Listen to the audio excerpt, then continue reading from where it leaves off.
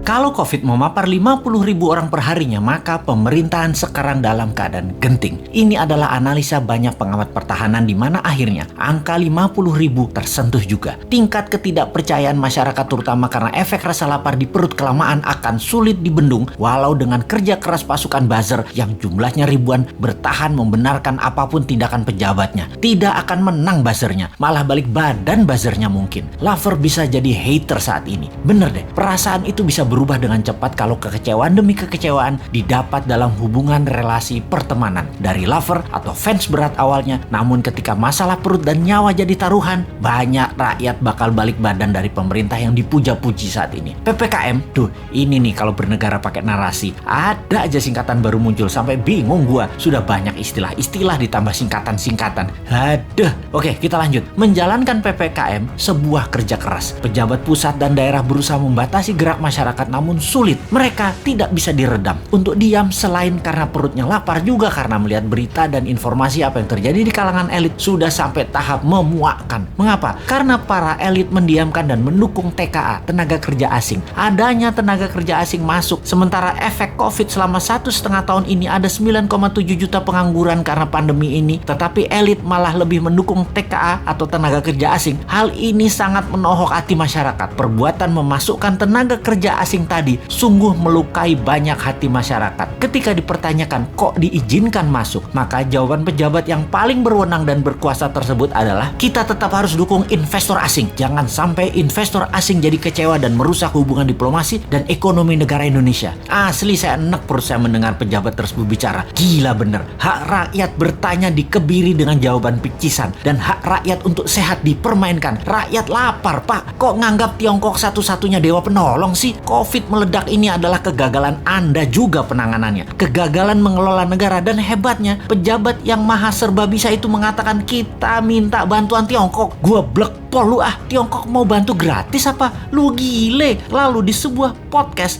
jawaban Anda pedagang bener deh. Asli Anda ini pedagang. Gua pikir lu negarawan. Kok bisa yang maha baik di pucuk pimpinan masih menggunakan orang seperti begini? Ampun Gusti. Ujian apa bangsa ini sampai diberikan dan mendapat pemimpin dan pejabat model begini? Wahai Tuhan yang maha membalikkan hati, sudahilah hati mereka yang tersangkut karena kesederhanaan pencitraan, menjadi mereka mendapat melihat dari sisi yang lain. Dan ingatkan kepada dirinya bahwa selama ini ketika rakyat membelanya bukan berarti selamanya membela dirinya. Kalau nggak amanah, kalau hanya dia lagi yang diuntungkan, kalau pajak makin tinggi, kalau makan makin mahal, kalau kesehatan makin memburuk, ketika ketidakamanan terbukti dan yang tadinya mendukung memberikan amanah ke Anda, mereka punya hak mengambilnya kembali. Jangan marah dan kecewa wahai para pejabat yang terpilih. Anda menentukan jalan hidup Anda sendiri. Manusia menulis sejarah hidupnya sendiri. Begitu juga Anda para pejabat. Sejarah apa yang mau kalian tulis atas jalan hidup Anda kelak dikenal,